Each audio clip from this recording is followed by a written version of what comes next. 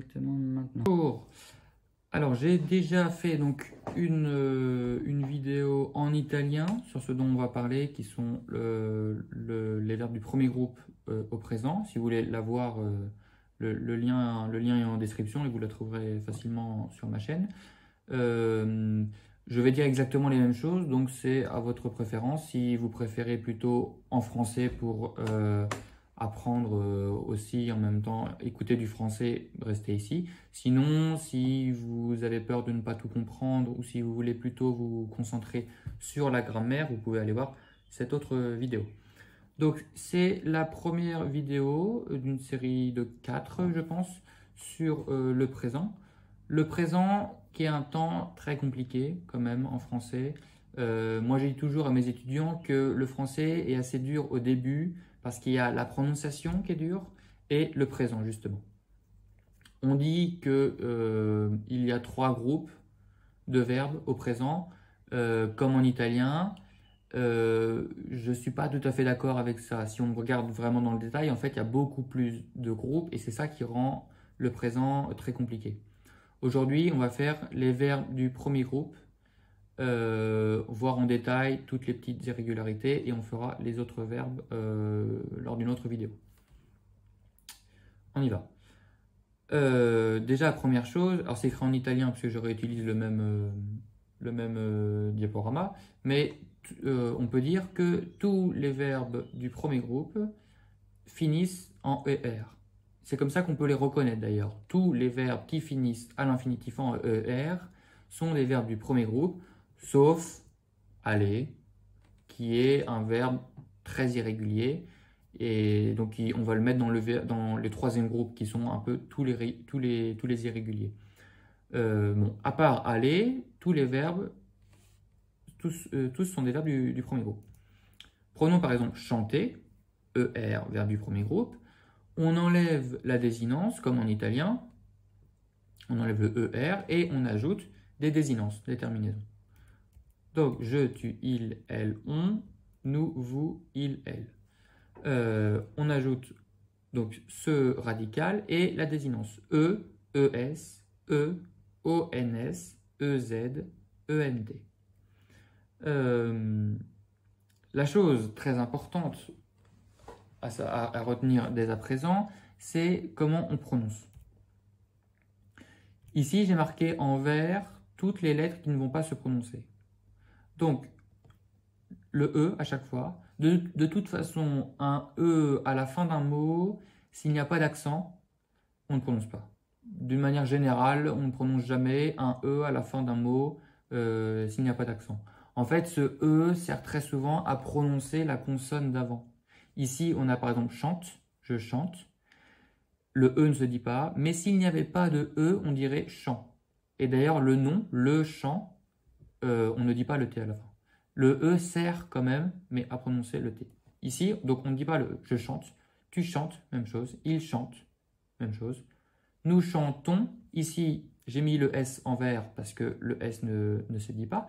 Le N n'est pas en vert. Mais attention, on ne dit pas le N avec un son, le son ne. Okay, le N sert à faire le son on avec le O. Mais je considère qu'il se prononce dans le sens où s'il n'y avait pas de N, on dirait chanteau. Ici, on a chanton. Je sais, une chose assez dure. La différence à entendre est assez compliquée et c'est assez dur à faire. Le on est un son très fermé. Mais en tout cas, ici, le son change, croyez-moi. Même chose ici, chanter, le Z ne se dit pas ZE comme un Z normal qu'on peut trouver aussi en français, mais fait le son E avec le E. S'il n'y avait que le E, on dirait chante. Ici, on dit chanter. Vous chantez. Il, elle chante. Et là, très important, ENT à la fin ne se disent pas. Okay, pour tous les verbes au présent, à la troisième personne du pluriel, il y a à la fin ce ENT qui ne se dit jamais. Je sais que c'est un peu difficile parce qu'il y a des mots, notamment des adverbes, qui se terminent par ENT, si on prend vraiment, par exemple. Et donc, on dit ENT, on dit en. Okay, le T ne se dit pas, EN fait le son en. Ici, c'est un cas particulier. Tous les verbes au présent à la troisième personne du pluriel, on se termine par ENT, à part 4 verbes très irréguliers. Sinon, tous se terminent par ENT et ce ENT ne se dit pas. Donc, au final, on a 4 fois le même son. Chante, chante, chante, chante. Ok? Ce qui fait que il chante au singulier, on ne peut pas faire la différence avec il chante au pluriel. Ça fait exactement le même son. On ne peut pas faire la différence à l'oral. Je vous rassure, il n'y a jamais de problème d'incompréhension. On ne peut pas vraiment confondre. Enfin, j'ai jamais vu que ça arrive de confondre entre le singulier et le pluriel. Donc, le contexte doit faire que on ne confond pas, mais ça se dit exactement de la même manière. Ça, c'est la base pour quasiment tous les verbes du premier groupe. On rentre maintenant dans le détail des petites choses à savoir. La première chose, c'est que pour les verbes qui commencent par une voyelle ou un H muet, un H qu'on ne dit pas, comme existe en italien, déjà le je devient J apostrophe. Donc on ne dit plus je, on fait comme une liaison, et donc en enlevant le E, en ajoutant l'apostrophe. Deuxième chose, on va faire la liaison avec tous les pronoms qui terminent par une consonne, c'est-à-dire on, nous, vous, il et elle au pluriel. Donc ça va faire par exemple le verbe aimer, étudier et habiter. J'ai essayé de prendre divers exemples. Ça va faire j'aime, j'étudie, j'habite. Ne dites pas je aime, mais j'aime, j'étudie, j'habite. Tu aimes, tu étudies, tu habites. Ici, rien ne change. Il aime, elle aime, rien ne change, mais on aime. Ok? Ici, c'est le seul moment où on va dire le N de ce on. Le on, normalement, on n'entend pas jamais le N, une maison, par exemple. On entend le N uniquement quand on fait la liaison. On aime, on étudie, on habite. Ok?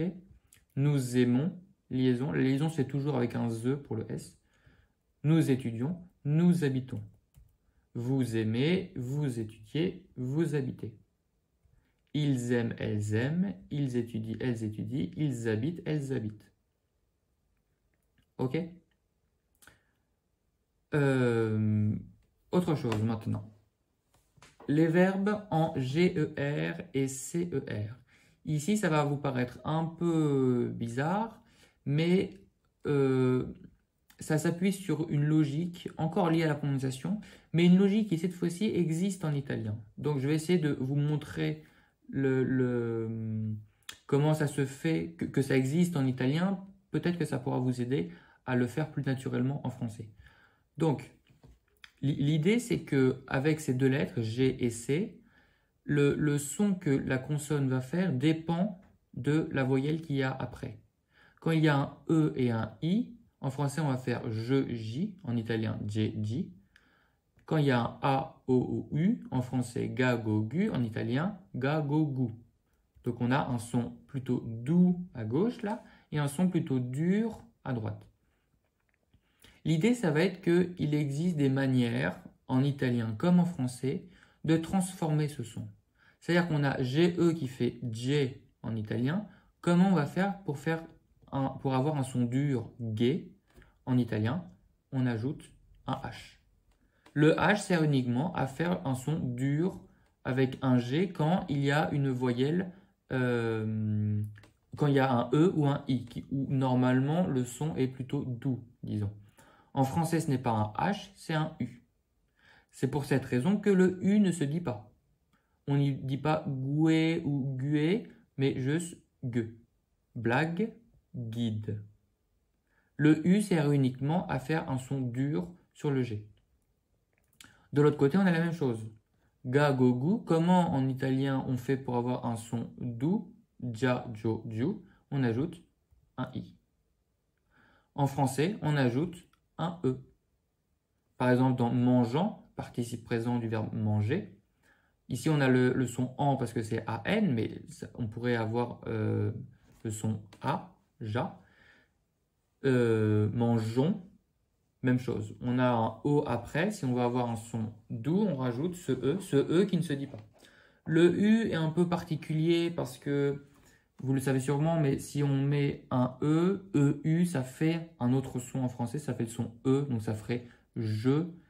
Ici, on peut pas avoir le son JU avec un G, on serait obligé de mettre un J. Mais c'est une autre histoire, ça ne rentre pas du tout dans notre cadre, ça va pas nous servir dans la conjugaison du présent. Et donc ça va nous servir pour manger, voyager, imaginer, changer, mélanger et d'autres verbes encore. Avant de voir en quoi ça va nous servir exactement, on va voir tout de suite le C. Le C, ça a exactement la même logique. Avec un E et un I, on va avoir un son doux, ce, si en français, tché, chi en italien. Et avec un A, O, U, un son dur, ka, ko, ku, en italien. Là aussi, il y a des manières de changer de son. En italien, toujours le H. On rajoute ce H uniquement pour faire un son dur. En français, on ajoute toujours ce U, sauf que là, petite particularité, le C, en fait, va devenir un Q. Même chose ici, le U sert uniquement à faire un son dur, donc ne se dit pas que, qui. Même chose de l'autre côté, en italien, la même logique, on rajoute un I. En français, un peu plus compliqué, on rajoute la fameuse cédille sur le C.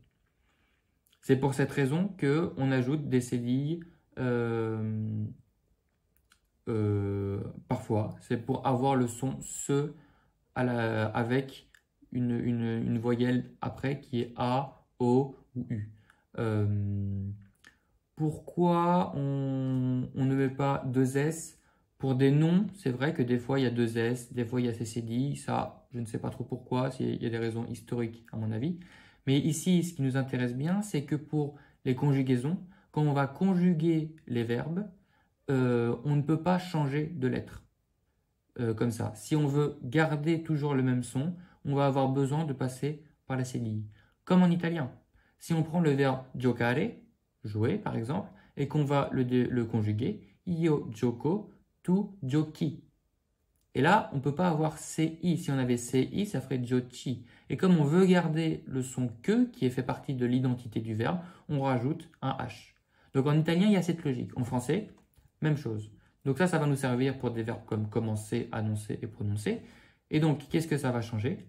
Que en conjuguant, on va arriver avec nous, en fait, au présent, ça ne va impliquer que nous.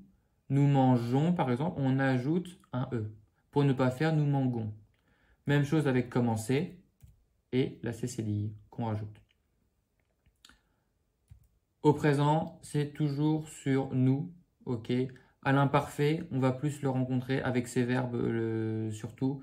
À l'imparfait, comme les terminaisons changent, on ne va plus avoir des E qui font des sons doux. On va avoir beaucoup de A, par exemple. Et donc là, on devra aussi avoir cette même logique. Pour l'instant, juste au français, au présent, ce qui nous intéresse, ça ne va impliquer que nous. Ok? Ça, c'est quelque chose qui peut vous venir assez naturellement si vous gardez la même logique qu'il y a déjà en italien. Ok? Ensuite, on va passer au verbe en E, consonne, ER. Donc, il y a les EZ, ELE, EV, ET. Ici, un peu plus compliqué. Encore une idée de la prononciation. C'est que, alors, on rajoute les pronoms. En levé, par exemple, pour certaines personnes, on va rajouter un accent grave. Et ça va changer le son. Hein. L'accent grave, attention, je sais qu'en italien, on met accent aigu ou un peu grave comme on veut. En français, non. Se tromper d'accent est une faute d'orthographe. Ici, on a un accent grave, donc on va avoir un « et » ouvert. « Et ». L'accent aigu serait plus fermé. « Et ». J'enlève, tu enlèves, on enlève. Nous enlevons sans accent. Là, on va avoir un « e ». Nous enlevons, vous enlevez, elles enlèvent. L'idée, la règle derrière ça, c'est de se dire que quand le mot termine par un son consonne, on va avoir besoin de mettre un accent grave avant. Et quand c'est un son voyelle, non. Je m'explique. Vous vous souvenez de la prononciation? Au début, pour je, tu, il, le E ne se dit pas à la fin. Donc on termine sur le son VE.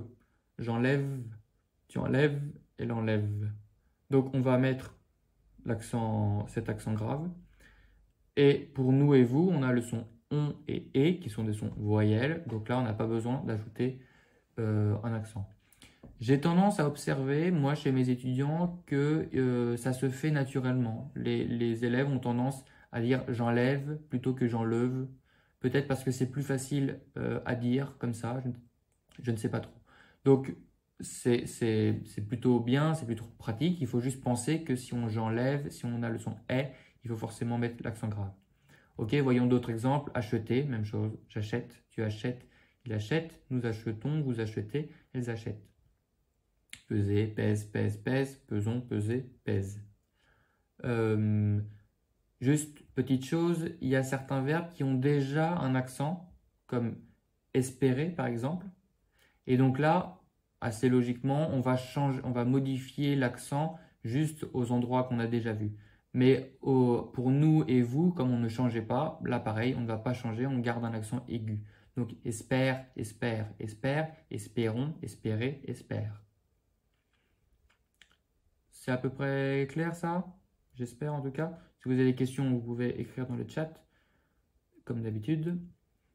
Et donc c'est toujours sur la première, deuxième, troisième personne du singulier et la troisième personne du pluriel, parce que ce sont toujours là où les désinences ne se disent pas, sont muettes.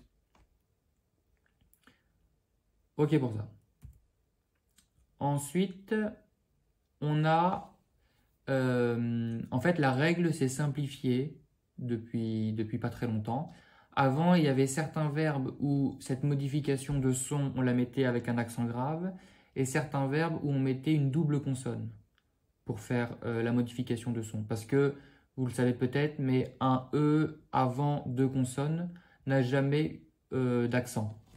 Parce que la double consonne modifie déjà le son. Maintenant, on peut écrire tous les verbes en mettant des accents, sauf deux verbes. Il reste deux verbes où il faut, cette fois-ci, ne pas modifier par un accent, mais en rajoutant une consonne. Ces deux verbes sont appeler et jeter. Ce qui va faire j'appelle, modification de son, mais cette fois-ci avec le rajout d'un L. Tu appelles, il appelle, nous appelons, vous appelez, ils appellent. Même chose pour jeter. Je jette, tu jettes, il jette, nous jetons, vous jetez, elle jette. Ok, ces choses-là, il faudra aussi les avoir à l'esprit, notamment quand on verra le futur, parce que le futur fera j'appellerai. Donc là, on aura deux L par exemple, parce que le son sera un son est. Bon, là, c'est des choses un peu plus compliquées. On reste sur le présent. Pour le présent, ça ne concerne que appeler et jeter. Donc, on peut considérer que ce sont des verbes irréguliers, si vous voulez. La règle la plus importante est celle que je vous ai dite avant. C'est avec accent grave qu'on rajoute. Oui, comme je disais, on ne met pas l'accent. On ne peut pas avoir d'accent sur un E qui est suivi par une double consonne. Ok. Les verbes en oyé et uyé, qui ne sont pas très nombreux, mais bon, il faut le savoir. Là, la règle dit que le Y va devenir un I quand ce qui suit est muet. Encore une fois, on a cette idée, que tout ça est lié à la prononciation. L'idée est que si jamais on a besoin de prononcer ce qu'il y a après, la désinence qu'il y a après, on ne peut pas utiliser un i. Donc les fois où il va y avoir un son, une désinence qui se prononce, on va avoir un y. Mais pour les autres cas, non. Envoyer, essuyer, j'ai pris comme exemple. Ils vont faire, donc on se rappelle la prononciation pour quelles sont les terminaisons qui se prononcent, quelles sont les terminaisons qui ne se prononcent pas. J'envoie. Ok. Si on disait j'envoie, donc en fait, si on disait le E à la fin, envoie, c'est l'idée qu'on dit le E à la fin. Si on disait ce E, on aurait un Y. Ici, le E ne se dit pas, donc ça se transforme en I qui fait wa. OI, ça fait wa. J'envoie, tu envoies, il envoie. Nous envoyons. Là, on a besoin du Y pour faire IE. Vous envoyez, ils envoient. Même chose pour essuyer. J'essuie, tu essuies, il essuie. Nous essuyons, vous essuyez, ils essuient. Je ne sais pas si cette logique est assez claire, mais c'est l'idée. Envoyer, l'infinitif, on a le Y. Pourquoi? Parce que ER, juste après, se prononce. Ça, ce sont pour tous les verbes en OIE, UIE, il n'y en a pas beaucoup.